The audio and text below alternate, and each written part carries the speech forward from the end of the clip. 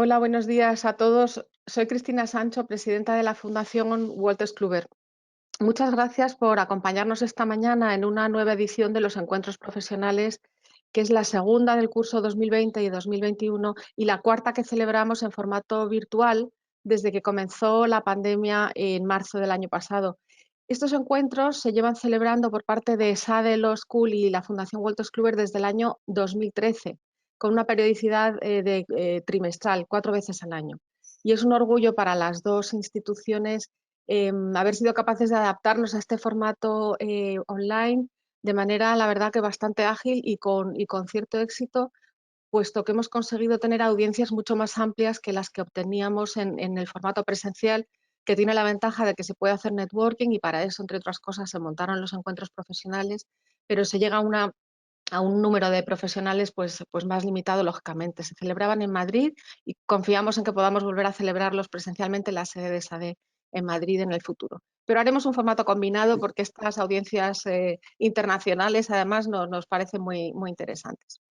Los encuentros profesionales que hemos celebrado online a lo largo del último año han tratado cuestiones que están muy vinculadas con el impacto de la pandemia en la forma de operar de nuestro sector, del sector jurídico. El primero hizo referencia a la financiación de litigios, una herramienta jurídico-financiera que se encuentra en auge debido no solo al incremento en la litigación, en el ritmo de litigación, sino también al incremento, desgraciadamente, de las situaciones de insolvencia y de falta de liquidez. Una segunda sesión online estuvo enfocada a la nueva realidad post-COVID en el sector legal y las formas nuevas de trabajar que tenemos tanto en los órganos judiciales como en los despachos de abogados y las asesorías jurídicas internas de las empresas. Y el último que hemos celebrado ha hecho referencia a la justicia en la era de la tecnología, que es un tema evidentemente de máxima actualidad y cuyo creciente impacto en la sociedad ya anticipaba Richard Susskind en su libro Los tribunales online, la justicia del futuro. Hoy vamos a hablar de nuevos modelos alternativos de prestación de servicios jurídicos, una denominación que probablemente debamos superar, puesto que ya más que modelos alternativos o nuevos modelos, después de hace 4 años ya que se crearon, estos modelos han pasado a formar parte de la nueva realidad, de la nueva normalidad, y por eso quizá ya debamos dejar la denominación de modelos alternativos. Por ello, es muy interesante la opinión que vamos a tener hoy de 4 excepcionales ponentes, como son Ana Buitrago, Laia Moncosí, Andrés Jara y Natalia Martos. Eh, Antes de dar la palabra a Eugenia Navarro, que va a moderar la sesión, me gustaría decir que para los que sean tuiteros o les guste compartir en redes sociales, les rogamos que utilicen los hashtags ESADELO y Fundación WK. Teníamos también que avanzar, que va a haber un espacio para hacer preguntas al final de la sesión, como a las 10:15, el último cuarto de hora, lo dedicaremos a resolver dudas y cuestiones que rogamos hagáis a través del chat que encontraréis a la derecha de vuestras pantallas, en el panel de mandos de GoToWebinar que podéis ver ahí a la derecha. Cedo ya a la palabra a Eugenia Navarro, no sin antes agradecer a los equipos de marketing y comunicación de SADE y de Wolters Kluwer el apoyo que nos prestan siempre, gracias al cual pues, podemos celebrar estas sesiones online y también en su momento las presenciales. Eugenia Navarro es ingeniera industrial, es directora de Tama Projects, responsable de la formación en management de la Facultad de Derecho de SADE y además es profesora de estrategia y marketing jurídico en SADE Law School. Eugenia, la palabra es tuya. Gracias. Muchísimas gracias, Cristina, y muy buenos días a todos los que nos acompañan en la sesión de hoy.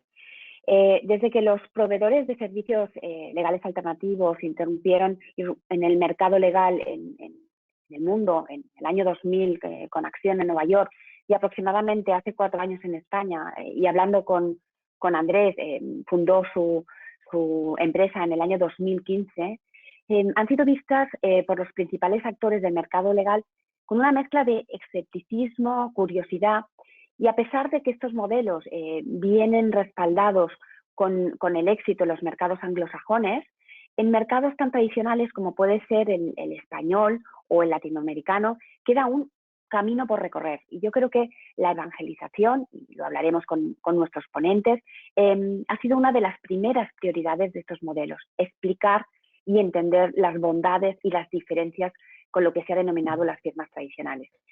Sin embargo, yo creo que la pandemia, el COVID, tanto para los abogados internos como para los abogados externos, han tenido que reaccionar de una manera rápida, con una respuesta flexible de adaptación al entorno, y han tenido que incorporar nuevas formas de trabajar, nuevas formas de organizarse y de una manera rápida.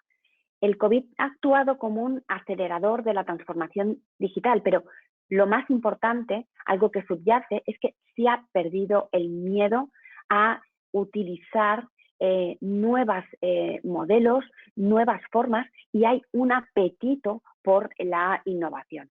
Estos modelos han nacido por la necesidad, por una parte, del talento, es decir, talento que no se encontraba a gusto en modelos piramidales demasiado rígidos, con carreras muy pautadas, y por otra parte, por las necesidades o nuevas necesidades de trabajar los clientes por proyectos de una manera mucho más flexible, a precio cerrado, y desde luego la palabra que está en el sector legal como diferencial y competitiva es la eficiencia. En el último estudio de la ACC, Association of Corporate Counsels, de enero del 2020, en el CLO Report, indica que los miembros encuestados de casi 50 países ya reconocen a los ALSP como un modelo con el que trabajar, y más del 20% ya planea aumentar su trabajo con ellos. Sin lugar a dudas, han llegado para quedarse y para crecer. Las firmas tradicionales han reaccionado y han creado incluso sus propias divisiones, intentando generar estos modelos flexibles diferentes a sus modelos tradicionales. Desde luego, lo que está creando en estos momentos es un sector legal más rico, con nuevas formas de trabajo, con más alternativas, más flexible, y sin duda un mercado legal más competitivo. Y eso es bueno para la innovación y para la mejora de la capacidad de servicio. Iniciamos este interesante debate sobre los ALSP, o ya veremos si podemos ya cambiar este nombre y utilizar nuevos modelos. Me encantará presentar a los ponentes de hoy, darles las gracias por estar aquí y por compartir su conocimiento y sus opiniones. Empezamos con Ana Buitrago. Ana es la directora legal de Amazon en España desde el año 2012, puesto que ha compatibilizado con el de directora legal de Amazon en Reino Unido durante el 2019 y de Alemania en la actualidad. Ana es miembro del Comité de Dirección, Data Protection Officer y presidenta del Comité de Cumplimiento. Acumula más de 20 años de experiencia como abogado de empresa. Antes de unirse a Amazon, ocupó puestos legales directivos en dos grandes compañías del IBEX, Iberdrola Renovables, donde fue secretaria general y del Consejo, y Terra Licos, donde fue directora legal corporativa de negocio. Inició el ejercicio de la abogacía en despacho, en concreto en Uría Menéndez, donde se especializó en Derecho de los Negocios y Fusiones y Adquisiciones. Ana cuenta con un máster LLM, Magna Cum Laude, por la Universidad de Fordham, con la cual forma parte de la red de los jesuitas, y por tanto tenemos una gran colaboración desde ESADE, y es profesora en varios másteres jurídicos. Tanto ella como su equipo, y esto es importante, cuentan con varios premios y reconocimientos internacionales. La asesoría jurídica está saliendo a la palestra y está siendo reconocida por su trabajo estratégico. También contamos con Andrés Jara. Andrés, al que le doy las gracias especialmente porque creo que son las 4 o las 5 en Chile, así que muchísimas gracias por acompañarnos, pero su perspectiva es súper interesante porque nos da la perspectiva de un mercado como el de Latinoamérica. Andrés es abogado de la Pontificia Universidad Católica de Chile, Master in Law and Business de Bucerius, y además es máster en Administración de Empresas de la Pontificia Universidad Católica de Chile, y ha sido abogado, como no, en firmas tradicionales y gerente legal en empresas. Una muy buena combinación. Asimismo, es profesor en diversos programas de la Pontificia Universidad Católica de Chile, Universidad Austral de Buenos Aires, ESAM Business School de Perú, entre otras. Participa habitualmente en charlas vinculadas, como no, a la innovación y transformación de la industria de servicios legales, en lo que se ha especializado por medio de su empresa, Asterlog, fundada en el año 2015, muy pionera en el mercado latinoamericano. Es una empresa de tecnología y servicios que tiene como propósito transformar la industria legal en Latinoamérica, para lo cual ha desarrollado desde su inicio diversas soluciones y servicios que se enmarcan dentro de lo que hoy se llaman servicios legales alternativos. Contamos también con Laia Moncusí. Muy buenos días, Laia. Es cofundadora de Lawyer for Projects. Es un nuevo modelo en la prestación de servicios legales a través de talento flexible de primer nivel, por proyectos y con apoyo de la tecnología. Es licenciada en Derecho por la Universidad de Navarra, Executive MBA por ESADE, por esta casa, y posgrado en Derecho de Competencia. Trabajó durante 18 años en PwC, donde participó y lideró proyectos ya siendo pionera, tanto técnicos como en el ámbito de las operaciones legales. Tuvo la oportunidad de integrarse en equipos legales internos a través de secondment de grandes compañías, y todo ello le ha permitido tener pues, una visión global de las necesidades de las empresas y de estos retos que afrontan sus equipos internos. Ha sido profesora de Derecho en diversos grados y másteres, y desde luego, como no, es una firme defensora de que el sector legal necesita innovar para evolucionar. Contamos también, no por última, menos importante, con Natalia Martos. Buenos días, Natalia. Natalia es CEO, buenos días, y fundadora de Legal Army, que es un proveedor alternativo de servicios jurídicos. Fue socia de Andersen Tax and Legal y Counsel de Pérez Llorca, donde dirigió el área de privacidad, tecnología y negocios digitales. Hasta fin del 2016 fue directora de privacidad del Grupo Prisa a nivel global, y antes de asumir este puesto fue directora jurídica y de privacidad de la red social española Twenty.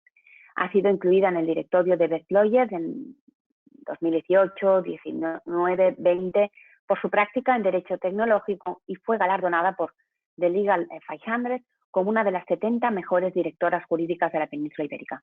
Ha sido galardonada con la Cruz al Mérito Civil del Ministerio de Interior de España por su colaboración en la lucha contra el ciberterrorismo, y por supuesto es licenciada en Derecho por la Universidad de Granada, máster en Derechos de Telecomunicaciones por ICADE, experta en Derecho de Protección de Datos y Derecho Tecnológico por el Instituto de Empresa, y graduada en Tecnologías Exponenciales por la Singularity University de Silicon Valley.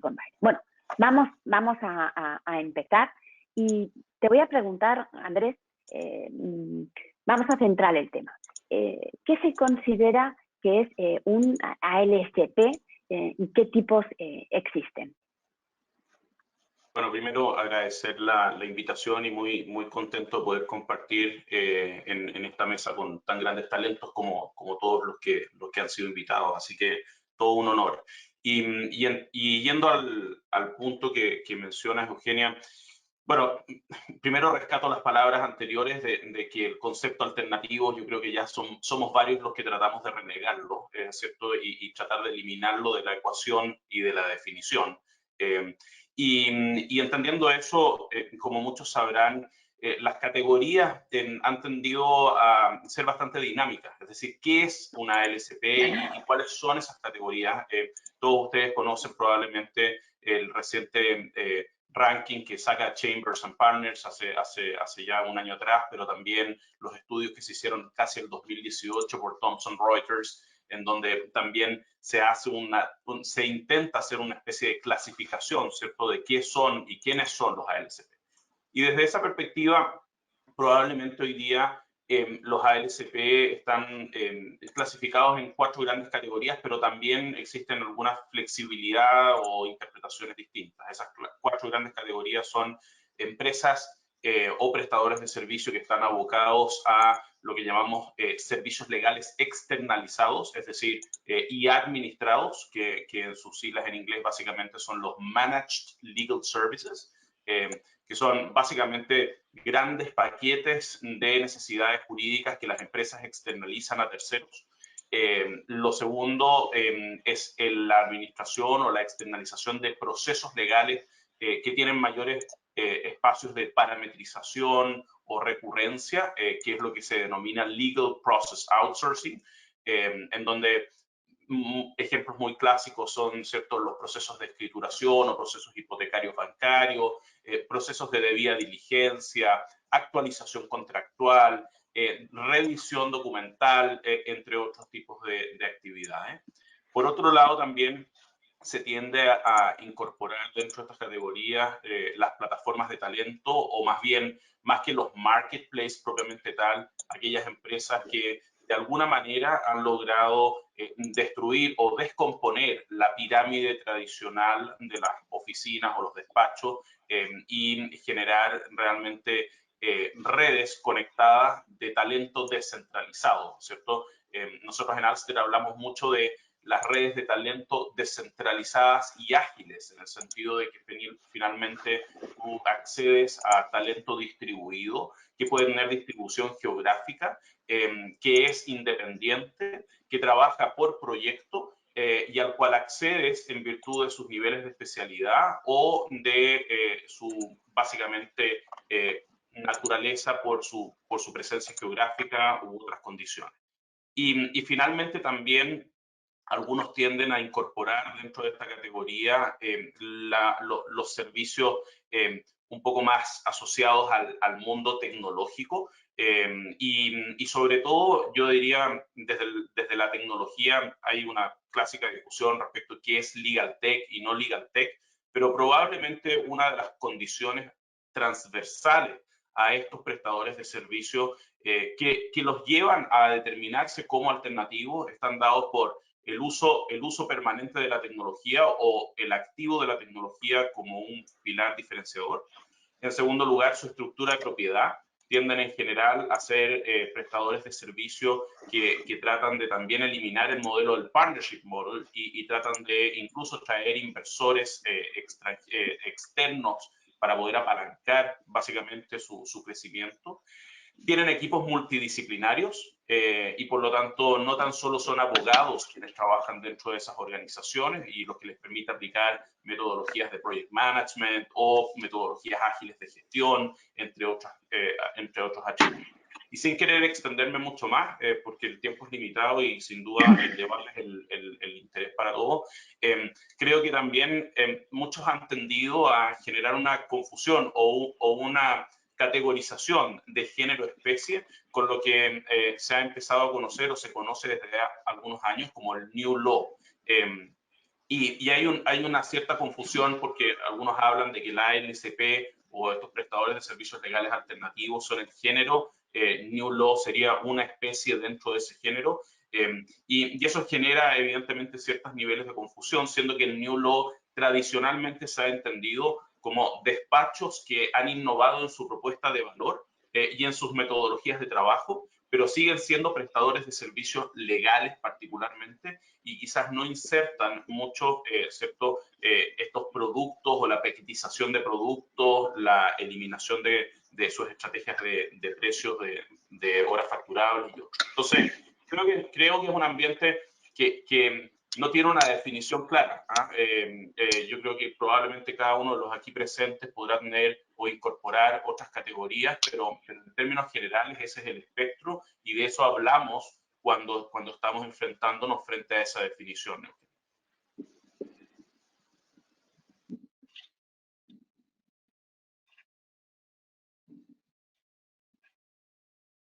No te oímos, Eugenia. No se te oye, Eugenia.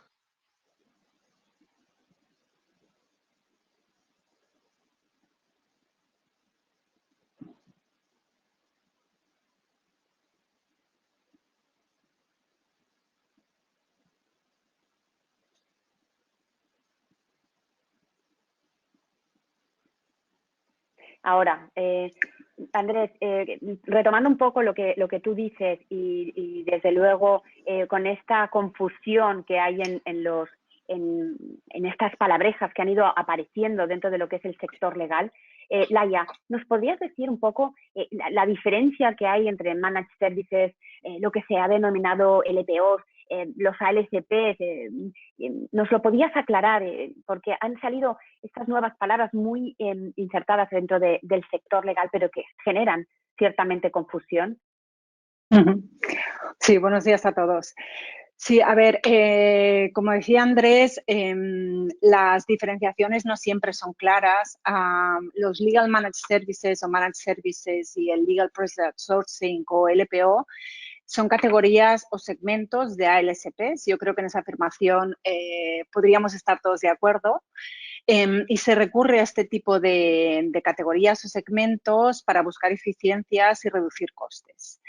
Hasta aquí bastante claro. Las diferencias en la teoría son claras, pero en la práctica esa línea de diferenciación es muchísimo más difusa. Teóricamente, el Legal Process Outsourcing es aquel proveedor que asume trabajos que podríamos llamar estandarizables, que normalmente llevan asociado un riesgo bajo, o podríamos decir incluso medio, pero entre bajo y medio, y de alto volumen.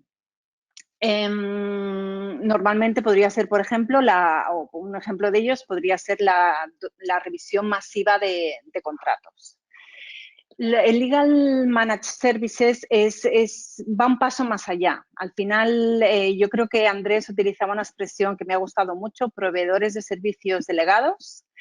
Lo que asumen los Managed Services o lo que se asume en un servicio de este tipo es una unidad o un servicio concreto de una asesoría jurídica y se asume como propio, se externaliza como propio, dotándole de los procesos, los recursos humanos y materiales necesarios para gestionar ese servicio en todo su conjunto, como una unidad. Por ejemplo, sería la gestión de litigios de una asesoría jurídica de una empresa por parte de un proveedor externo. Tenemos ejemplos muy recientes, ¿no? Por ejemplo, la asunción por PwC del todo el tema del tax management en General Electric. Como os decía, la diferenciación en la teoría es clara o en principio clara, pero la línea en la realidad es más difusa, ¿no? Y al final, bueno, te puedes encontrar incluso proveedores que prestan las dos tipologías de servicios o que están en los dos segmentos de ALSPs. Pues muchísimas gracias, Laia. Natalia, Mark Cohen o David Morley y muchos más y muchos estudios destacan que los clientes hoy en día están premiando los modelos flexibles que utilicen la tecnología para ser más eficientes y además que sean resilientes. ¿Crees que estos modelos, ya no sé llamarlos ALSP o nuevos modelos, están nacidos ya para adaptarse a estas nuevas necesidades? Pues sí, totalmente. Bueno, lo primero, agradecer la invitación de SADE, la Fundación Wolters Kluwer. Es un placer estar aquí, por fin, tener un debate de este nivel sobre los ALSP. Así que muchas gracias. Y Eugenia, efectivamente, son especialmente aptos los modelos ALSP para estos momentos que estamos viviendo, en mi opinión, por tres criterios fundamentales. El primero, por un criterio adaptativo, y ese es el criterio que marca la resiliencia. Y es que los ALSP nacen digitales. El hecho de nacer digitales implica que sus equipos, bueno, pues ya están entrenados, los abogados, el talento y los otros perfiles que no son estrictamente abogados, los gestores de proyecto, otras partes del equipo que no son estrictamente jurídica, están entrenados en metodologías Agile y, bueno, pues utilizan diferentes sistemas como el Kanban, utilizan el Scrum. Y además de esto, la metodología de trabajo que permite que la eficiencia sea máxima la multiplica, porque lo que básicamente se trata es repartir el trabajo entre los diferentes letrados de una manera óptima, eficiente y que pueda salir en tiempo y forma para todos y cada uno de los clientes. Pero además, los ALSP nacen digitales con herramientas que les permiten trabajar en remoto, permiten la gestión de proyectos de una manera casi lineal y perfecta para no fallar en la calidad ni en el delivery y, por tanto, pues aparece así como un modelo, digamos, perfecto para, por ejemplo, esta pandemia que estamos sufriendo y esta crisis mundial, frente a modelos que están apalancados en activos tangibles como edificios que se han visto en momentos de crisis como pues que no tienen utilidad y que han supuesto una carga, ¿no? Entonces, en ese sentido, la resiliencia de la ALSP ha quedado demostrada y patente en momentos de profunda crisis. Luego tenemos ese ideal también por el criterio económico. el criterio económico es muy importante ahora porque esta crisis ha impactado en todas las empresas y finalmente el presupuesto jurídico o el budget ha tenido que ser reducido. Entonces hay que replantearse, entiendo, desde la asesoría jurídica, cuál es el pool de abogados perfecto y probablemente ya no el 100% de ese pool puede ser una facturación por horas o firmas tradicionales, sino que tiene que haber diferentes players que entren en ese pool y ahí es donde se da cabida o entrada al ALSP, que es otra manera de hacer que se adecua mucho a estructuras o a budgets que están limitados, donde necesitan recortar en costes de manera drástica. Y por último, un criterio cualitativo que tienen los ALSP, y es que tienen un talento especialmente relevante que está apoyado por tecnología. Esa tecnología permite que ese talento sea escalable en la medida de lo posible. Esto es que cada abogado pueda abarcar más trabajo sin perder excelencia y sin perder los tiempos en los deliveries. Entonces sí que creo que es un player esencial para esta nueva época que nos está tocando vivir. Por lo que veo, dices que es compatible, ¿no? Con modelos tradicionales, no son sustitutivos, pueden tener en las empresas pues segmentados por diferentes tipologías de trabajo, o sea, no bien a sustituirlos, sino a lo mejor a complementarlos en alguna medida. Ana, la voz del cliente. Es verdad esto que dice Marco y muchos más que buscan esta flexibilidad, que necesitan cierta adaptación. Tú como responsable de una asesoría jurídica, ¿cuál es tu opinión sobre estos modelos y las necesidades reales del cliente hoy en día? Bueno, ante todo, buenos días. Tengo mucha responsabilidad hoy, ¿no? Porque represento al sector de la asesoría jurídica de España y de Iberoamérica, así que, bueno, pues muchas gracias de antemano por la confianza. Y sí, confirmar que estoy totalmente de acuerdo también con lo que apuntaba Natalia, y destacaría dos cuestiones. Por un lado, la necesidad de modelos flexibles que vienen a aportar estos proveedores, y por otro lado la tecnología, que creo que es un valor añadido único y diferencial, ¿no? Como ya se ha dicho. Que aterrizando los dos conceptos, desde mi punto de vista, ¿en qué se traduce que sea esa flexibilidad y esa agilidad también que se precisa?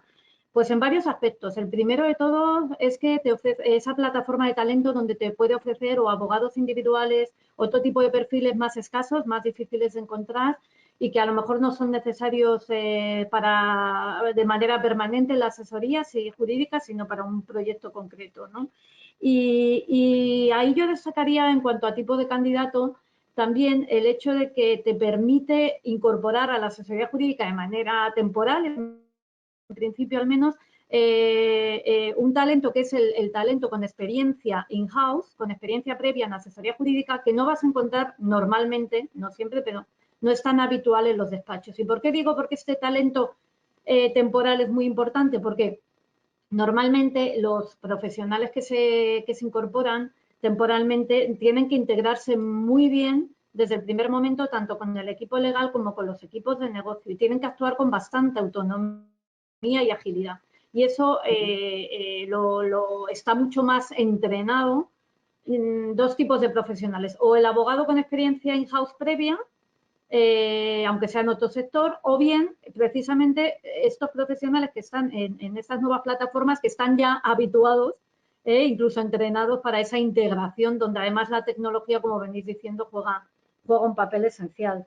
Lo segundo, lo que ya he apuntado, la flexibilidad en cuanto a la composición de los equipos, el poder crear un equipo ad hoc para las necesidades de un proyecto, de una función, con project managers, con paralegals, con soporte administrativo, con expertos en metodologías que no se tienen por qué tener internamente, ¿no? Y también formar a los equipos internos a raíz de esa integración temporal, pues es una gran oportunidad. Muy importante también la duración del encargo, porque el modelo más parecido que se ha venido utilizando, que todavía se utiliza, ¿no? Con los despachos, es el del secondment, ¿no? La asignación de un abogado durante un periodo para cubrir necesidades de proyectos o simplemente pues ausencias prolongadas, ¿no? de abogados del equipo por diversos motivos. Y lo cierto es que hay muchas dificultades en encontrar secondments eficientes porque los despachos, por sus propias dinámicas internas y sus recursos limitados, tienen dificultades a la hora de ser flexibles en cuanto a la duración del secondment, ya sea porque no te lo dan full time durante toda la semana o porque lo limitan en el tiempo, también por consideraciones incluso de carrera profesional interna, ¿no? Los propios secondis, sobre todo los cuadros medios, pues tienen reticencias pasado un tiempo porque por razones retributivas y por los modelos más rígidos de muchos despachos, no todos, pues les puede incluso impactar a su carrera. Cuando es un momento formativo y de experiencia única, ¿no? Y debería ser totalmente al contrario, se debería premiar de alguna manera. Y luego lo que venís ya apuntando, la adaptabilidad a las necesidades del cliente, también como luego veremos desde el punto de vista económico. Muy importante también, y ya termino, agilidad en la presentación de esos equipos, de esos candidatos que cumplen lo que en ese momento necesitas y que además no tienen que trasladarse a tu oficina, pueden trabajar remotamente. Eso es un valor muy grande. Y luego el valor añadido único que apuntaba antes de la tecnología. Lo cierto es que hoy cada vez más hay, en la asesoría jurídica hay muchos procesos internos de, como yo llamo, de operación y mantenimiento, ¿no? Donde realmente es necesario operar a escala y contar en tiempo real con métricas que te permitan entender cuánto eficiente es el servicio, si realmente la asesoría jurídica debe seguir prestándolo y es una buena inversión de tiempo y de recursos, y sobre todo si hay unos problemas comunes que estos procesos tratan de resolver cuando, por ejemplo, gestión de reclamaciones o de litigios que se pueden erradicar, ¿no? Entonces, la tecnología, por ejemplo, nosotros la tenemos interna, pero muchos despachos no tienen los medios, no tienen los recursos o incluso la necesidad para tener que desarrollar su propia tecnología, y el que vengan unos proveedores que te la aporten, que la integren con los sistemas de la compañía y que formen al equipo interno y tengan también gente formada, ¿no? Profesionales formados para dar ese servicio, pues es para mí un valor añadido excepcional. Muchísimas gracias, Ana. Yo creo que has llevado muy bien la representación del cliente y has hecho una gran exposición de los puntos claves que realmente yo creo que ha sido muy ilustrativo. Andrés, las plataformas de talento, ¿no? Que es algo que están utilizando estos modelos, nuevos modelos, ya no digo alternativos. ¿Cuáles son las ventajas y los inconvenientes? Y luego, ¿es necesario para coordinarlos pues el project management, ¿no? Como los abogados tradicionalmente no trabajan en project management, trabajan en asuntos más que en proyectos. ¿Qué formación también van a necesitar o cómo organizáis este cambio cultural de pasar de asuntos a proyectos? Muchas gracias por la pregunta. Y creo que quizás para responderla es interesante tomarse de lo que Ana precisamente mencionaba unos minutos atrás. Y Ana es el cliente ideal. La realidad, y no esto es por tirar flores, ¿cierto?, a doña Ana, sino más bien porque en la realidad y en la práctica muchos clientes no entienden o muchos potenciales clientes no entienden del todo el valor que genera efectivamente este tipo de equipos de trabajo flexibles, remotos, etcétera, etcétera, por proyectos. Y eso hace de que en términos generales las plataformas de talento, ¿cierto?, tengan varios desafíos. El primer gran desafío es la atracción del talento, como bien lo mencionabas anteriormente, Eugenia, en el sentido de que estas plataformas se transformen en una alternativa válida para ese talento, como una puerta de acceso a clientes de buena calidad, por decirlo así, ¿cierto? Y a proyectos que constituyan o que traigan consigo, obviamente, desafíos profesionales que mantengan el interés de ese talento. El segundo gran desafío de las plataformas de talento es lo que llamamos engagement, es decir, la mantención del talento dentro de esa red de talento. Porque en términos generales, acá se da yo diría, una balanza en donde tú dices, bueno, ¿qué es primero cuando estás desarrollando un modelo de esta especie? ¿El huevo o la gallina? Es decir, ¿necesito el talento y la red de talento para luego ir a buscar a los clientes? ¿O necesito a los clientes para asegurarle a ese talento la capacidad de poder entregarle trabajo, ¿cierto? Y es un equilibrio bien complejo de administrar, porque finalmente casi que son correlativos y dependientes ambas situaciones.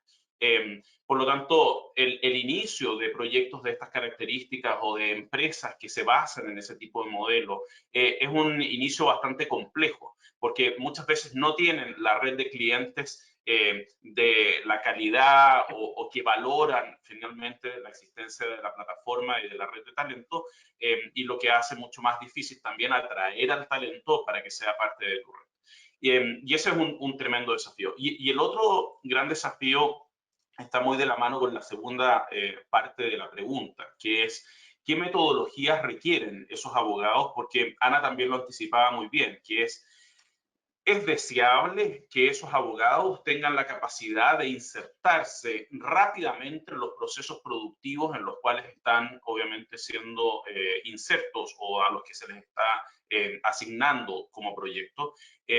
Y precisamente una de las ventajas, o por lo menos de los elementos diferenciadores que uno trata de poner sobre la mesa, es que ese talento tiene la capacidad, por su experiencia previa, pero también por su capacitación, de poder eventualmente resolver esas necesidades o esos dolores del cliente de manera más efectiva que el abogado externo del despacho tradicional. Y ahí yo creo que hay dos elementos relevantes. El primero es la capacitación y cómo efectivamente estas plataformas son capaces de entregar esas herramientas para que esos abogados tengan la certificación o las capacidades instaladas, ¿cierto? Esas competencias para poder entregar efectivamente el servicio que se espera. Y con esos elementos de diferenciación de la mano.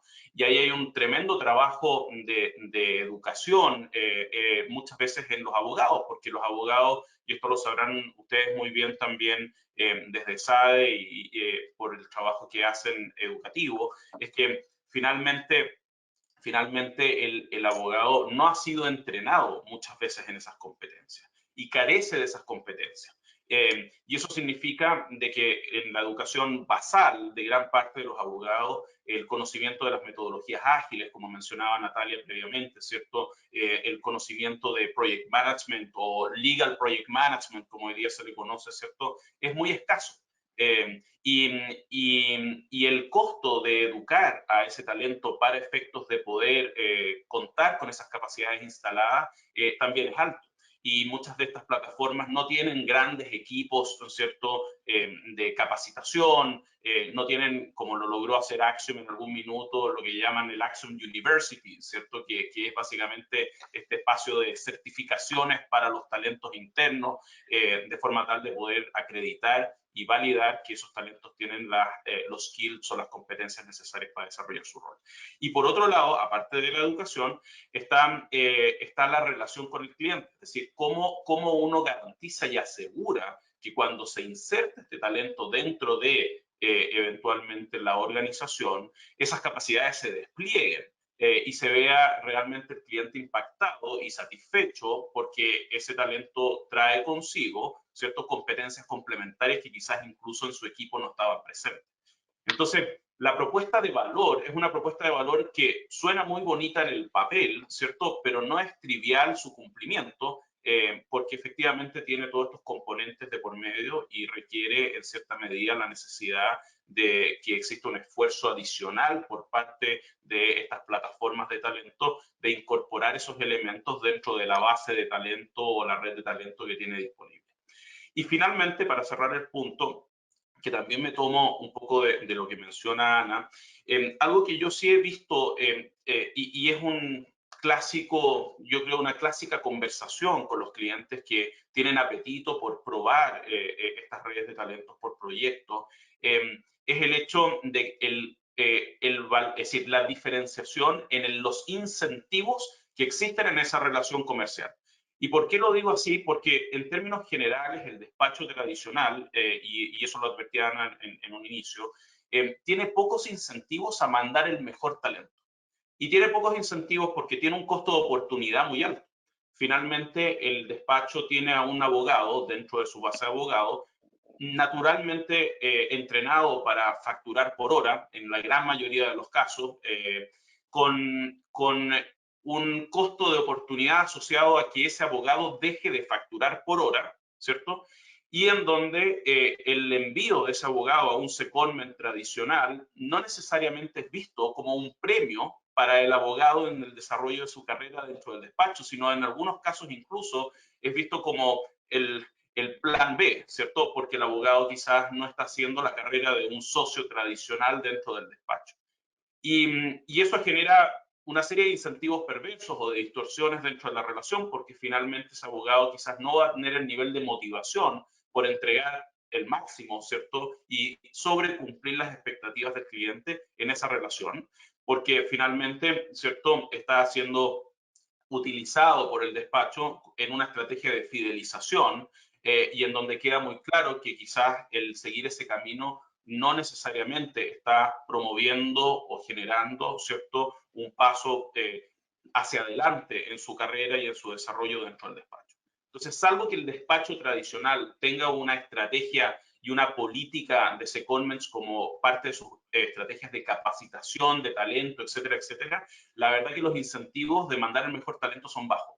Versus las plataformas de talento, que su único incentivo es mandar al mejor talento.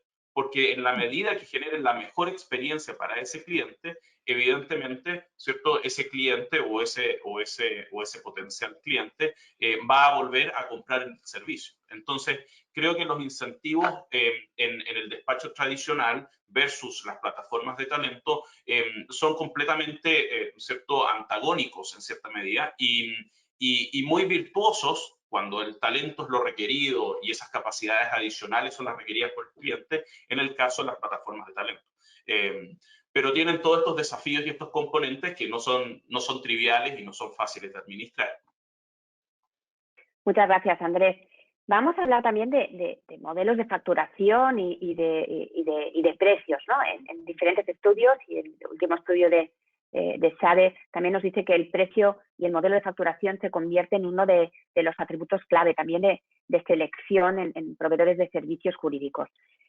Laia, cuando trabajas por proyectos, el precio cerrado o por lo menos la certidumbre en qué te va a costar es el final de la facturación por horas y qué implicaciones tiene para la gestión, porque realmente para cerrar un precio, para facturar en un proyecto, necesitas tener modelos de gestión y modelos de management, de project management muy claros y establecidos.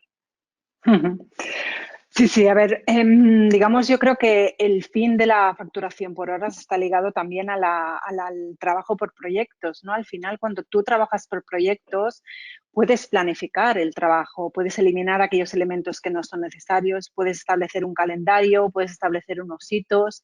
Es decir, toda esa planificación previa que haces cuando conviertes un asunto en un proyecto, ¿no? Nosotros siempre hablamos nosotros proyectizamos los asuntos.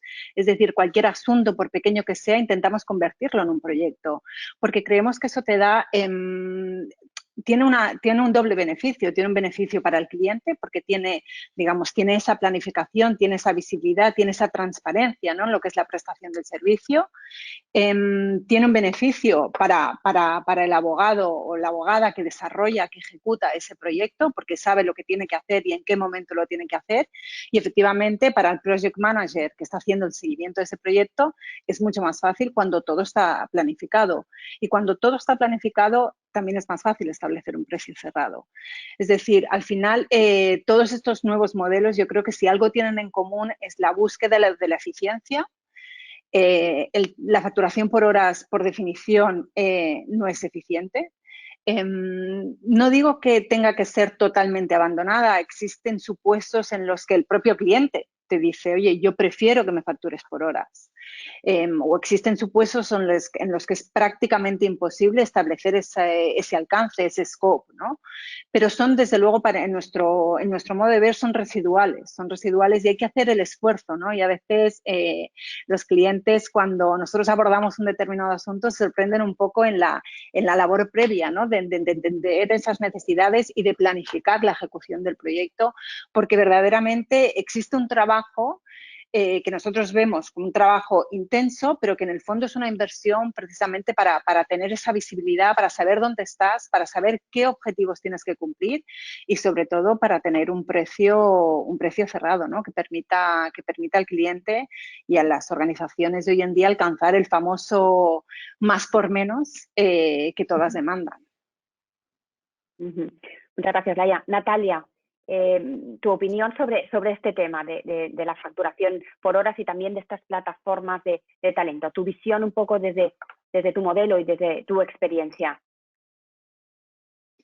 Bueno, pues en mi opinión no se ha acabado el tema de la facturación por horas, pero sí que creo que hemos conseguido que seamos todos un poco más conscientes, tanto empresas como firmas de servicios jurídicos, de lo que implica una facturación por horas y qué significa realmente, poder analizarlo.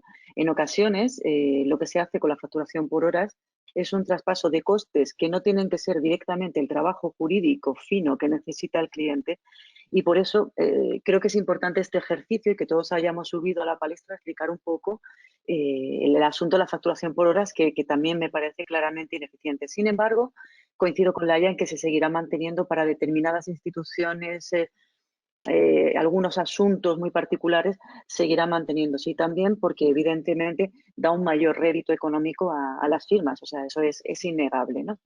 Entonces, yo creo que más que acabar con la facturación por horas, lo que es importante es transmitir al cliente una máxima transparencia y también el máximo control de su budget, porque nos han llegado casos también como Alaya en los que ellos mismos no quieren un precio cerrado, los clientes, y te están pidiendo horas porque es muy difícil, ¿no? Entonces, es cierto, son residuales y nos hacen bajarnos y apearnos de nuestro modelo de tarifas cerradas, pero hay que hacer lo que dice el cliente. Y en este caso, pues también se puede hacer de una manera transparente. Pues le decimos, esta es la hora, en lugar de hacer un tarifario completo en función del perfil que está atendiendo el caso, se hace una única tarifa para todos y lo que se le da también es un estimado de horas en resolver el determinado asunto. Con lo cual, yo creo que aquí la clave está en que el cliente perciba esa transparencia, que perciba esa tranquilidad y que no tenga miedo al efecto taxímetro. Es decir, cuando levanto el teléfono ya empieza a computar, el pi me quiere decir que en un minuto, si me está hablando un senior, cuesta 300 no sé cuánto la hora, y si es el socio, madre mía. Con lo cual, cuando me llegue la minuta al final del trabajo, esto va a ser un disgusto muy grande. Y eso es lo que yo creo que se pretende evitar. Necesitamos generar una relación mucho más próxima con nuestros clientes, que es la que intentamos nosotros, ¿no? Somos casi, si me apuras, socios, partners. Somos una especie de asesoría jurídica externa de las empresas, y que nos llamen sin miedo y que nos puedan poner en copia de los emails como parte de su equipo para, no te voy a decir sí, soltar de aquellas cosas que ellos no pueden hacer porque ellos están en el core y nosotros hacemos todo lo demás. O si ellos son de otra materia mercantil, por ejemplo, que yo no lo trato, que nos deriven todo lo que es tecnología, privacidad, digital, propiedad intelectual, o sea, que se deshagan de las cosas en las que los servicios jurídicos centrales no tienen por qué estar especializados, y ahí estamos los demás para asumir ese trabajo con excelencia.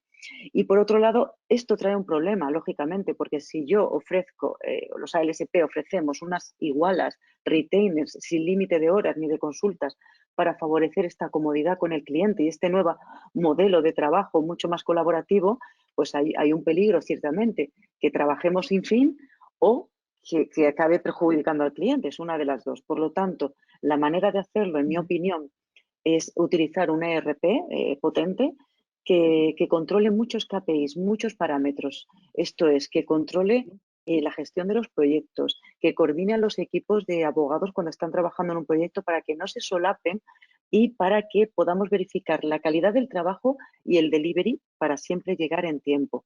Por otra parte, que no haya overlaps, que no se solapen los trabajos de unos con los otros, porque generaría ineficiencia. Y también podemos, gracias a esos KPIs, esos, softwares, analizar la cargabilidad por abogado. Por lo tanto, cuando vemos que va a llegar a un pico de saturación uno de ellos, se vuelve a repartir la carga de manera equitativa y racional.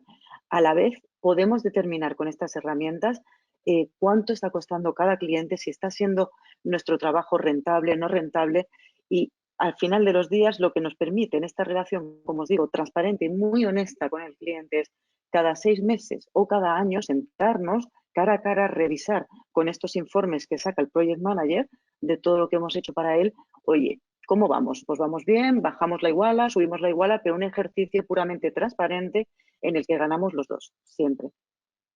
Lo que estás contando, Natalia, implica también tener plataformas comunes, ¿no?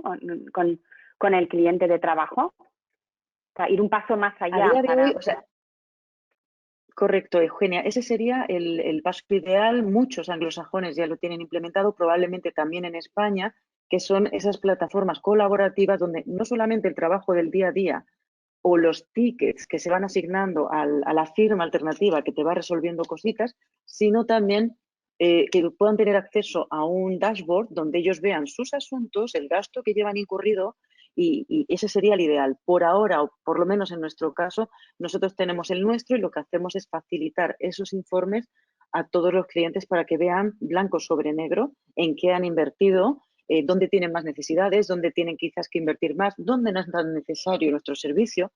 Y el ideal, como bien apuntas, es esa plataforma colaborativa 100%, que es la que yo ando buscando y ojalá pueda conseguir algún día.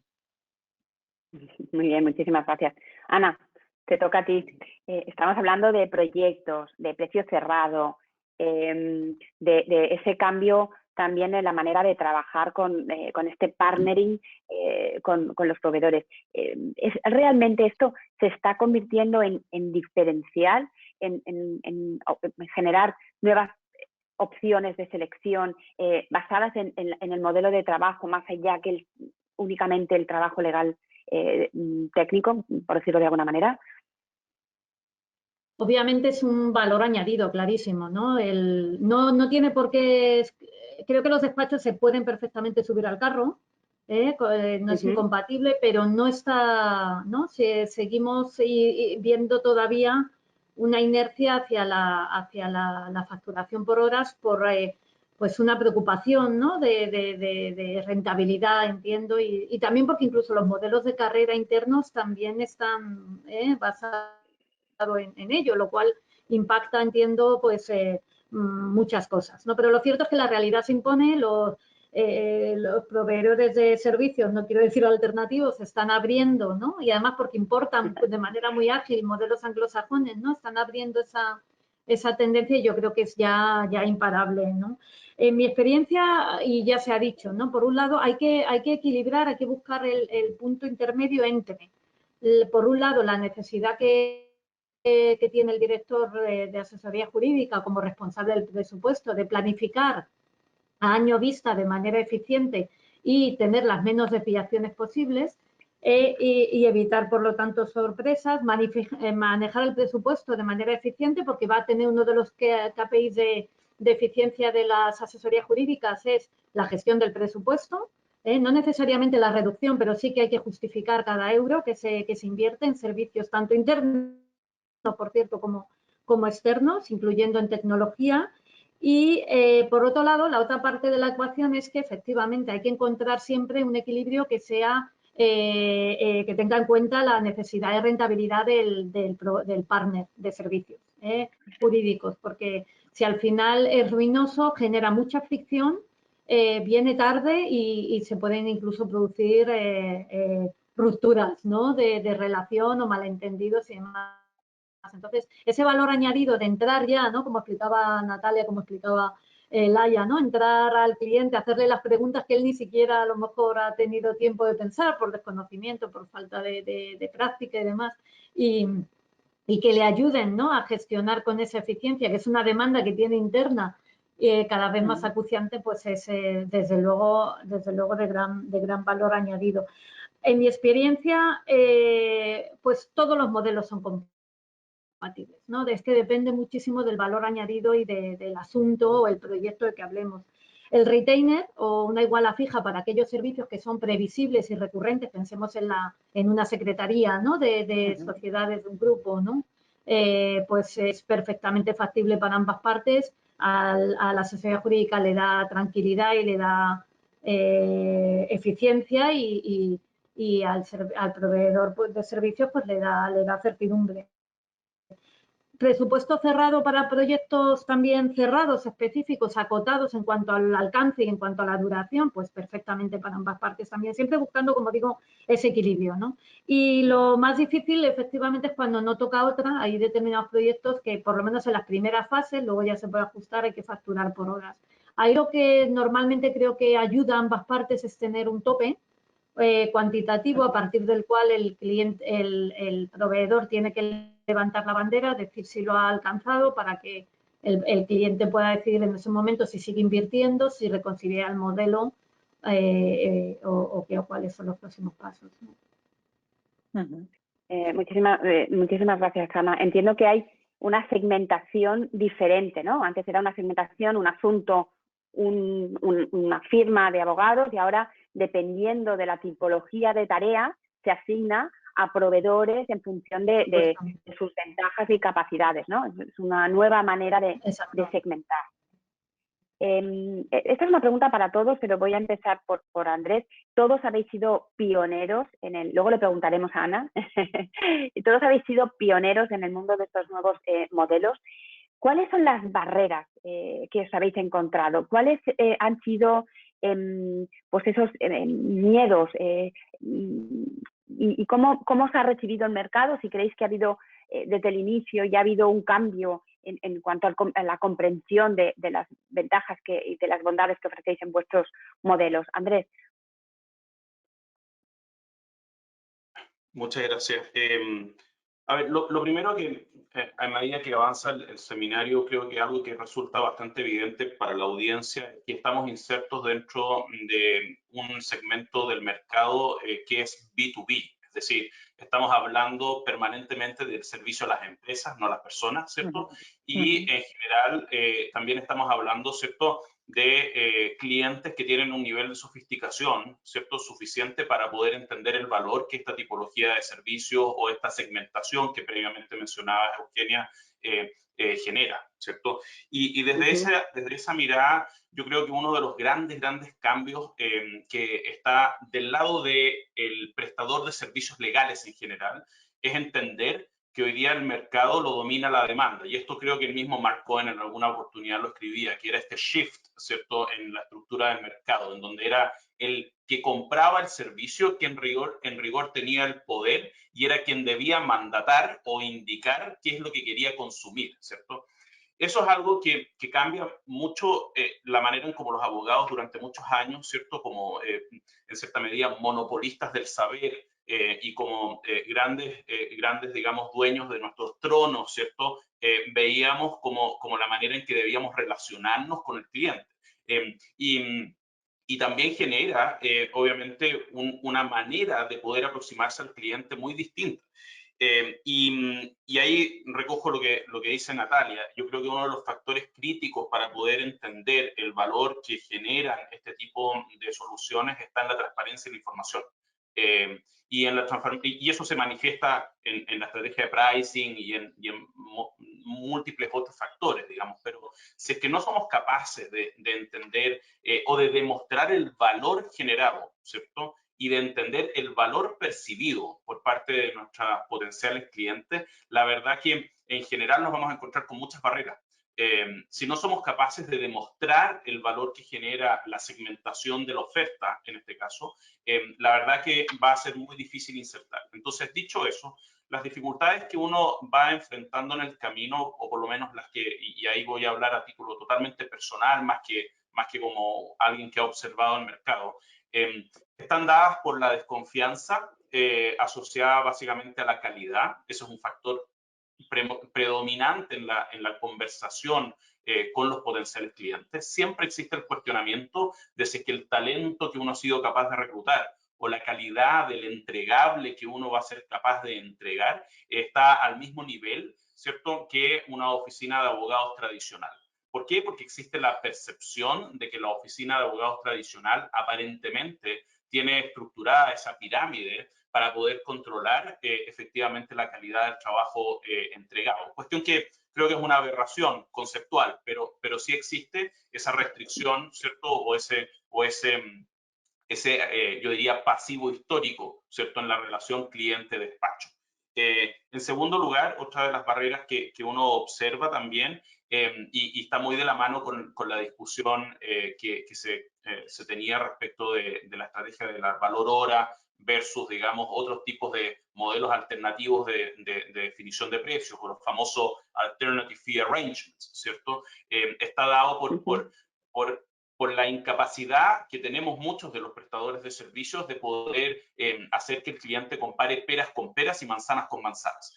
Y como a Natalia le ha pasado, a mí también me ha pasado de que de repente uno llega al cliente y le dice, mira, tengo esta tremenda creativa fórmula de definir, ¿cierto?, mi valor y el pricing, etcétera, y el cliente dice, fantástico, pero tengo que compararla con el despacho con quien vengo trabajando, que me factura por hora con distintas tarifas dependiendo del nivel de expertise que tiene el abogado dentro del despacho.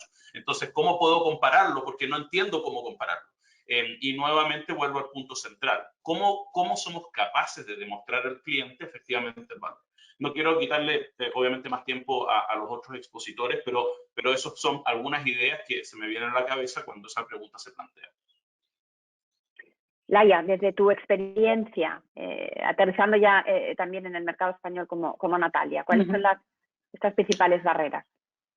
Bueno, al final, de barreras de entrada, cuando nosotros ideamos y configuramos el modelo, había dos barreras de entrada. Por una parte, captar el talento y por otra parte, captar al cliente, ¿no? Es decir, y como Andrés se ha extendido más en la parte del cliente, me voy a extender más en la parte del talento. Es decir, al final, yo reconozco que cuando una de mis barreras de entrada, cuando ideábamos el modelo, era vamos a ser capaces de captar talento verdaderamente o el talento se va a quedar en los despachos, se va a quedar en las empresas. Y la verdad es que la respuesta a eso es que hemos sido capaces.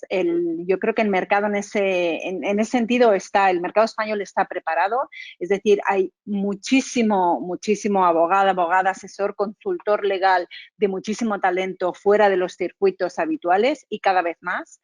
Recojo una cosa que ha dicho Ana antes. Nosotros cuando empezamos con 10 abogados y eran abogados que venían de grandes despachos, de los primeros 10, y por demandas del propio cliente hemos ido incorporando cada vez más expertise in-house. Y es algo que en un principio, sinceramente, creímos que no íbamos a ser capaces, porque al abogado in-house le cuesta más dar el paso, ¿no? Pero al final, una tercera vía, como llamamos nosotros a la tercera vía de carrera, ¿no? De un modelo de talento flexible que te permite eso, trabajar con total flexibilidad, con total autonomía, para clientes de primerísimo nivel. En los proyectos que tú eliges trabajar, pues la verdad es que es una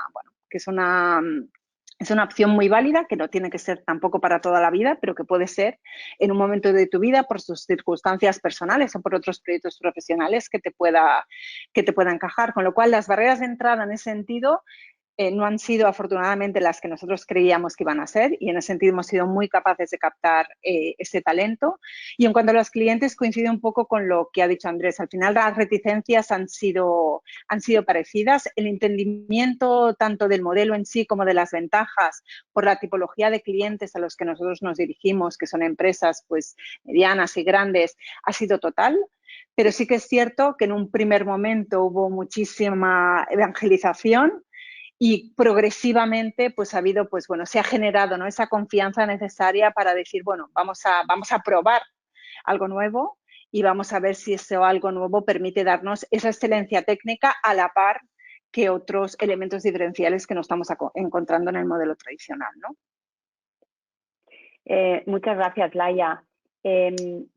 Natalia, y tú que también has sido pionera, ¿no? Has visto un cambio en el mercado desde el principio ahora, y cuáles han sido tus barreras. Además, tú estás en un sector como teóricamente tecnología, ciberseguridad, como más moderno, por decirlo de alguna manera.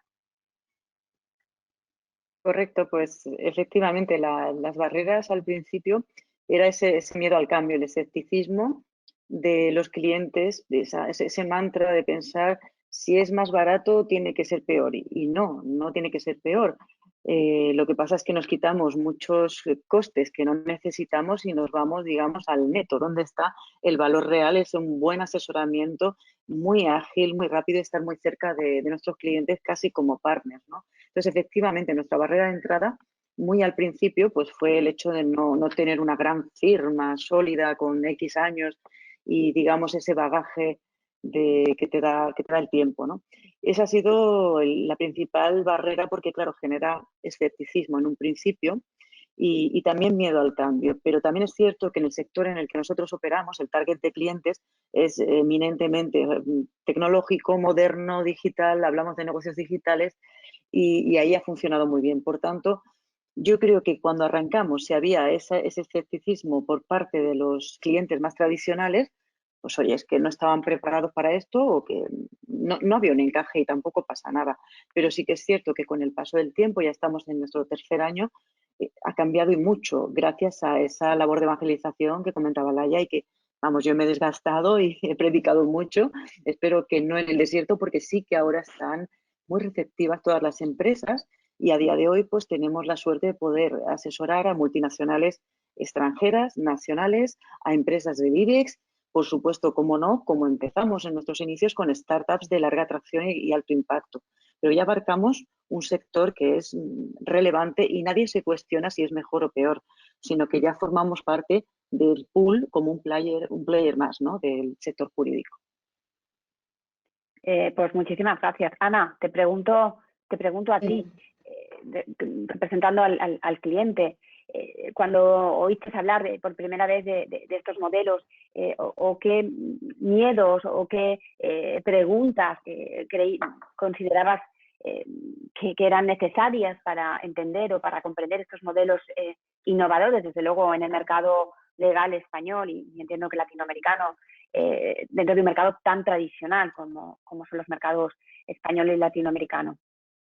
Sí, efectivamente se ha dicho casi todo, ¿no? Yo destacaría de todo lo dicho la falta de claridad en cuanto a la propuesta de valor, porque normalmente hasta ahora se ha visto sobre todo como un proveedor de abogados, ¿no?, para proyectos concretos. Y obviamente eso es el legal staffing es una parte muy importante, pero la propuesta de valor es mucho más rica, va mucho más allá. Yo lo veo también una relación, como decía Natalia, de partnership, de colaboración a largo plazo, de generación de formación interna y de aprender también de esos modelos para incorporar las eficiencias y los avances tecnológicos que aportan, ¿no?, a la propia asesoría jurídica. Y la otra cuestión que surge siempre y que es muy delicada es el control de calidad y la supervisión de estos equipos, ya sean individuales o colectivos, cuando la idea es sobre todo delegar plenamente una determinada función. ¿Qué métricas y qué sistemas, qué mecanismos de supervisión tiene el proveedor en marcha para que, al margen del sistema piramidal del despacho, que da cierta confianza a primeras, porque al menos es lo que conoces, ¿no?, que citaba Andrés, pues puedas, no obstante, confiar en que no te vas a tener que encargar tú porque no tienes los medios y precisamente por eso acudes a un partner, ¿no?, de supervisar esa calidad y esas métricas, ¿no?, de control que a lo mejor la sociedad jurídica pues simplemente no sabe cómo hacerlo o quiere hacerlo de una determinada manera, que también ocurre, ¿no?, y de nuevo la flexibilidad para adaptarse a ello es muy importante, ¿no? Y luego, bueno, pues también yo creo que para estos nuevos servicios tienen que ser muy conscientes de cuáles son sus limitaciones, dónde no van a poder llegar, y en un ejercicio de transparencia también trasladárselo al cliente, ¿no?, para que en ese ejercicio de organización que hacemos en la asesoría jurídica de segmentación, pues sepamos lo que podemos contar y lo que no, y con qué plazos porque a veces dices, sí, pues tengo por ejemplo, montar un equipo para una gran operación, pues siempre parece que el despacho, un despacho grande lo va a tener ya, ¿no?, mientras que el ALSP pues igual tiene que es la primera vez que lo monta. Entonces, todo eso hay que tenerlo dicho, hablado, con transparencia, saber cuáles son las expectativas del cliente y tener agilidad para adaptarse a ellas si se puede. Muchas gracias, Ana. Nos quedan ya 4 minutillos para empezar el turno de preguntas.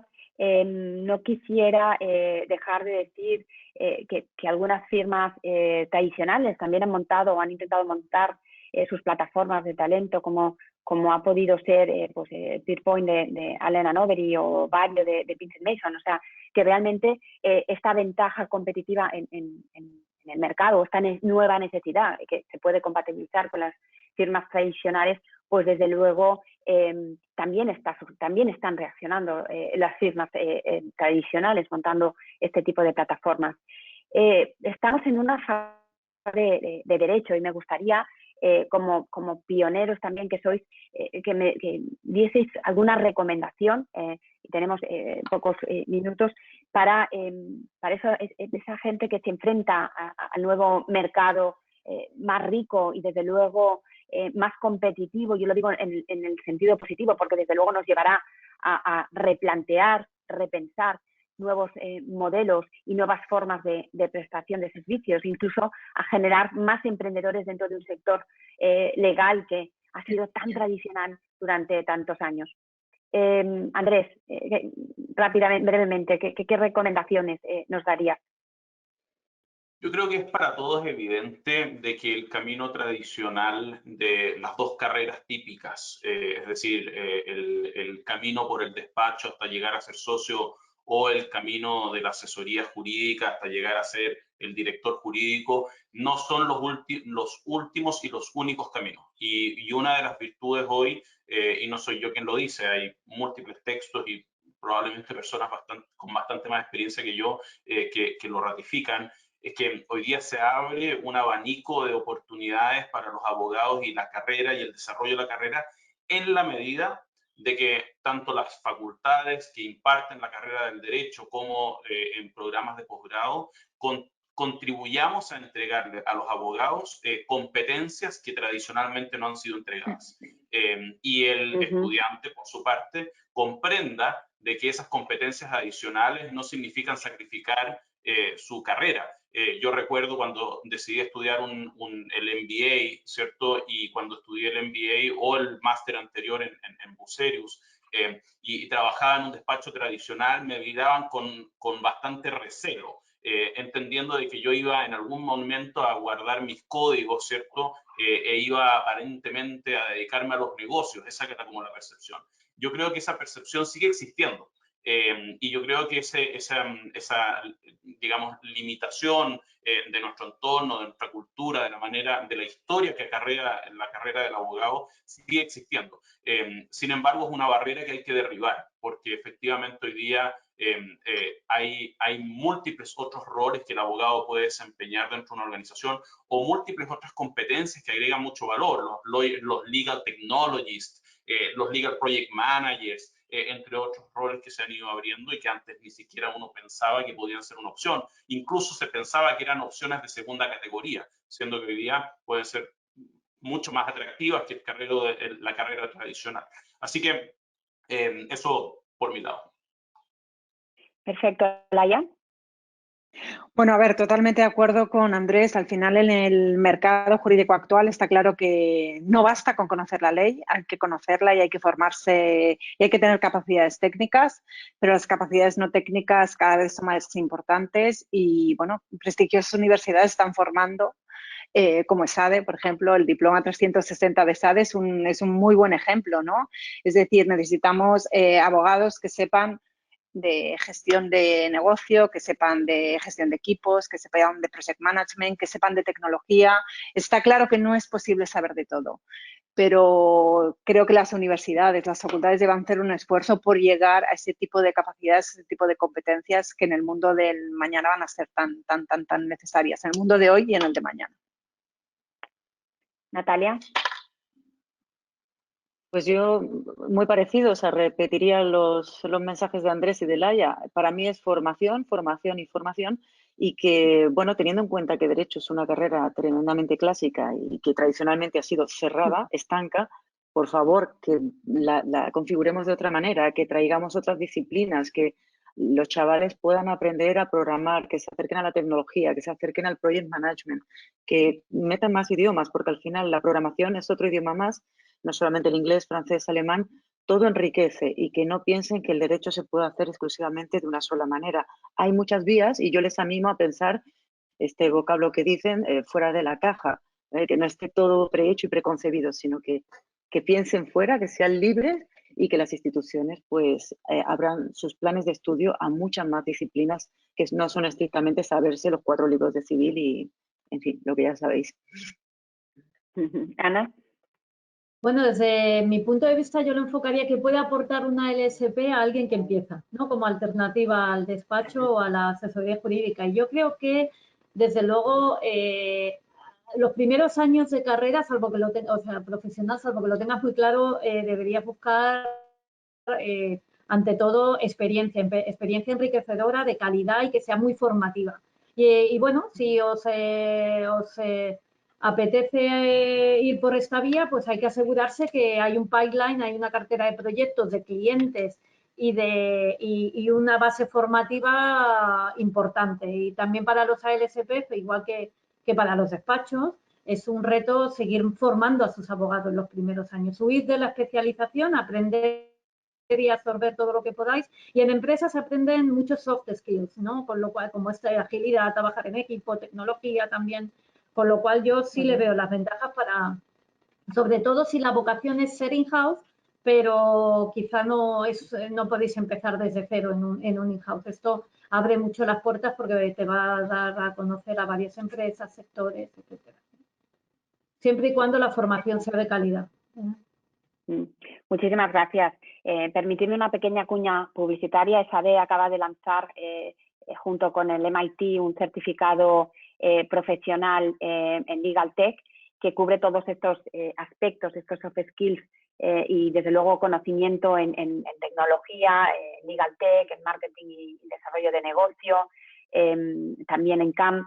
La verdad es que es interesante porque se adapta mucho a estas nuevas necesidades que tiene el abogado para afrontar los retos del siglo XXI. Sin más, cedo la palabra a Cristina para que os haga las preguntas que ha filtrado del público. Cristina.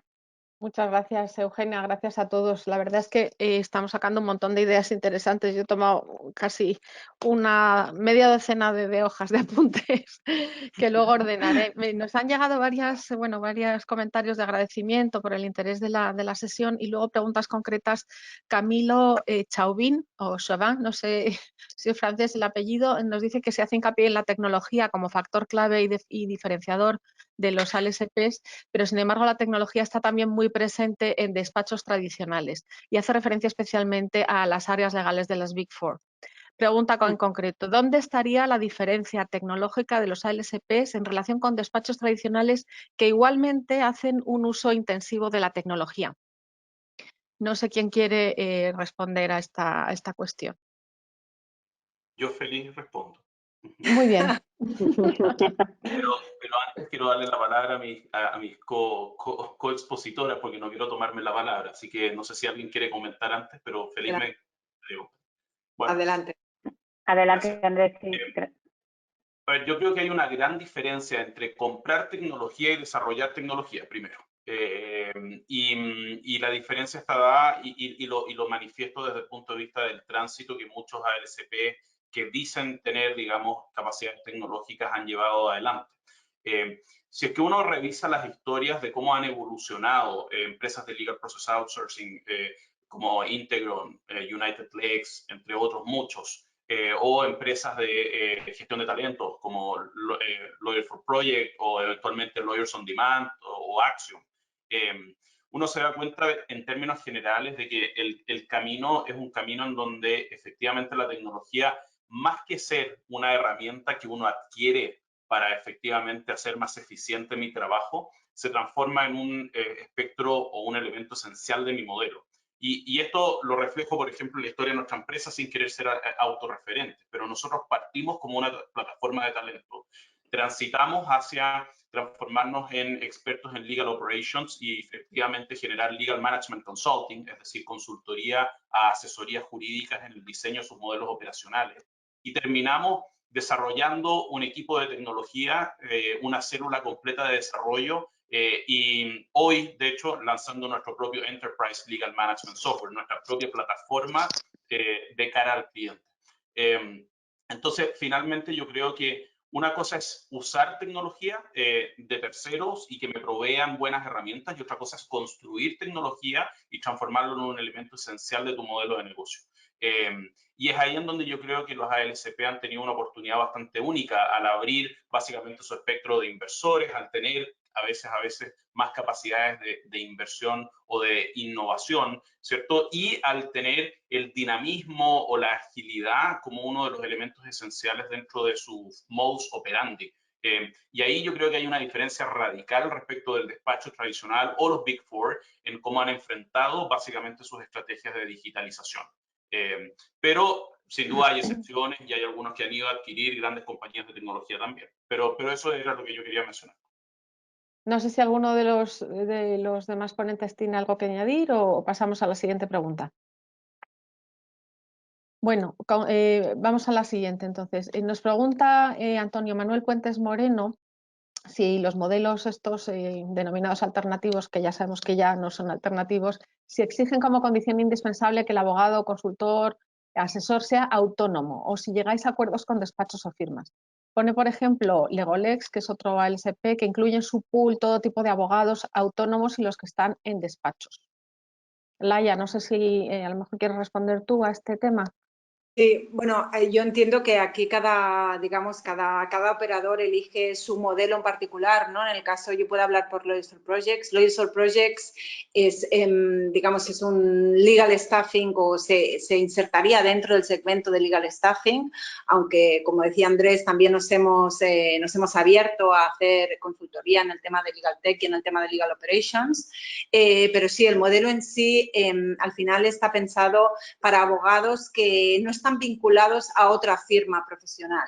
Es decir, porque al final, nosotros lo que queremos es que nuestros abogados se centren, digamos, en los proyectos que nosotros les proponemos y que ellos aceptan, se centren en nuestros clientes y den al máximo. Al final, si estás vinculado a otra firma, pues eso, por cuestiones obvias, pues no es siempre posible, ¿no? Con lo cual, el modelo de los Projects concretamente, y no sé si Andrés ahí tiene alguna diferencia en cuanto a su modelo, es para abogados, digamos, que están por su cuenta, que evidentemente pueden tener clientes, pero que no están vinculados a otra firma profesional con una gran estructura. Ya. Tenemos otra pregunta más que yo creo que da tiempo a hacer, que me parece interesante, porque la verdad es que en los encuentros profesionales suele siempre salir esta cuestión, y en particular hoy yo creo que tiene especial interés. Y es el tema de los grandes organizaciones versus el tejido habitual del sector jurídico en España, que es de pequeños despachos o incluso despachos unipersonales, son casi el 98% de los despachos en España. Pregunta Albert Peix Masgoret. Dice, los ponentes comentan su experiencia de grandes despachos profesionales o grandes empresas y multinacionales, pero como se observa, la prestación de los servicios legales en pequeñas y medianas empresas es el tejido empresarial más habitual. Pregunta Albert, ¿los servicios jurídicos se ven como un coste en esas pequeñas empresas y no como un servicio con valor añadido? ¿Qué pensáis? ¿Aquí? No sé, Natalia, por ejemplo, sí. Sí, os comento. A ver, efectivamente, todo el segmento que hay de PYME, y en este país sabemos que es en torno a un 90 y tantos % del tejido productivo de España, no podemos desdeñarlo porque es realmente atractivo. Y en nuestro caso sí que trabajamos mucho con pymes y lo ven como un valor añadido porque solemos ofrecer un modelo que les viene, o sea, que es tremendamente rentable para ellos. Hay tamaños de organización de empresas donde no tiene demasiado sentido meter a un equipo in-house y pagar todos los costes de headcount que eso supone. Y más concretamente, cuando es una pyme, pero además está del sector tecnológico, o sea, tiene cierta complejidad el negocio que hace, pues es más complicado encontrar abogados in-house que te resuelvan la papeleta del día a día, más los negocios particulares que vayan desarrollando. En ese sentido, el servicio de externalización de la asesoría jurídica y que te demos nosotros un pool de abogados dedicados a resolverte todas las cuestiones es clarísimamente un valor añadido, porque cuesta mucho menos pagar una iguala mensual cerrada sin límite de consultas ni de profesionales adscritos que contratar a una persona interna, en ese caso, que tiene que lidiar con N temas y es complejo. En nuestro caso es que es diferente el modelo porque los abogados nuestros son de plantilla y trabajan conforme a la metodología de Legal Army y están formados conforme pues, a nuestros criterios, nuestros estándares de calidad y no trabajamos con gente que esté fuera. O sea que es un poquito ahí, es diferente el modelo. Pues de momento no tenemos más preguntas. Tenemos varios periodistas inscritos, me consta. No sé si quieren abro ahora también la oportunidad a los medios de que hagan alguna pregunta que les interese vía chat. Y si no tenemos ninguna pregunta, no sé, Eugenia, tú si quieres plantear alguna cuestión adicional o despedimos ya a 3 minutos de la hora de cierre. Pues la verdad es que yo creo que estas preguntas eran parte también del cuestionario que teníamos en un principio, pero queríamos ser muy respetuosos con el tiempo. Yo lo que querría decir es que es una gran alegría que este tipo de actores estén en el sector legal, que van a tirar, desde luego, para todo el sector, que van a hacer replantear, repensar y ayudar también a los clientes, porque las cosas es importante no hacerlas siempre porque siempre se han hecho así, y eso va a generar una riqueza en el sector legal que es realmente importante, sobre todo cuando ha sido tan inamovible, con modelos que tan apenas se habían evolucionado. Yo solo quería cerrar diciéndole a Ana y a todos, y a Natalia, Andrés y Laia, darles las gracias, porque yo creo que estas charlas ayudan a ver la profesión de perspectivas diferentes, especialmente a Ana, porque ha sido aquí el sparring del cliente, y que esperemos que se abran muchos más debates sobre la evolución de la profesión y de los modelos, con estos modelos tan exitosos que nos encontramos hoy aquí en nuestra casa. Me dicen, perdonadme porque me está llegando por otro chat que hay una pregunta, pero no una pregunta adicional que no veo. Entonces al periodista precisamente que la quiere plantear le diría que se conecte con el micrófono y la haga de viva voz. Carlos.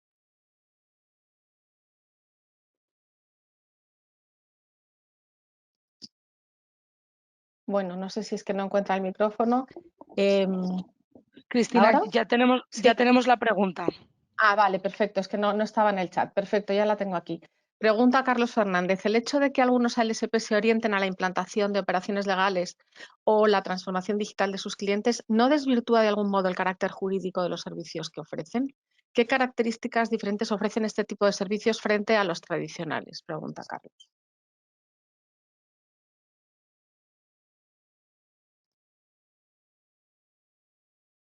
Andrés, no sé si tienes... no te oigo. Ahí sí, perdón. Si Ahora, quieren yo sí. la respondo porque creo que puede estar asociada a mi declaración. A ver, yo creo en el foco y creo mucho en el foco y creo que es uno de los elementos o de las tentaciones que se presentan a muchos actores en el sector legal y que se plasma, por ejemplo, cuando se habla de atender, era una pregunta previa, de atender a ese segmento no atendido o de eventualmente los despachos tradicionales abrir, ¿cierto?, sus subsidiarias o marcas subsidiarias, ¿cierto?, con modelos de plataformas de talentos o similares. El Big Four que compra una compañía de tecnología, ¿cierto?, para poder integrar eso dentro de su propuesta de valor. Yo estoy absolutamente convencido, en respuesta a la pregunta de Carlos, de que uno debe tener foco. Lo que sí sucede, y lo que ha sucedido por lo menos en nuestra historia, es que nosotros nos fuimos dando cuenta de que el elemento diferenciador clave para poder darle sostenibilidad al negocio y construir ventajas competitivas estaba dado por la tecnología. Por lo tanto, más que desvirtuar, fuimos transitando o madurando nuestra propuesta de valor y finalmente la decisión de desarrollar tecnología in-house, por decirlo así, y tener una propuesta de valor concreta en la tecnología fue un pivot de nuestro modelo, ¿cierto? Y fue un pivot que hoy día nos hace, como nos describían muy al principio, definirnos como una empresa de tecnología y servicios, pero el servicio es accesorio. Hoy día nosotros somos una empresa de tecnología y eso es lo que nos hace respirar todos los días. El 50% de nuestro staff está en el equipo de tecnología y eso fue un proceso transformacional. Por lo tanto, más que tratar de tener todas las líneas de servicio hoy día atendidas, yo diría que nosotros nos transformamos y llegamos a la conclusión de que en la tecnología estaba nuestro futuro, más que necesariamente en la plataforma de talento o en el acceso al talento.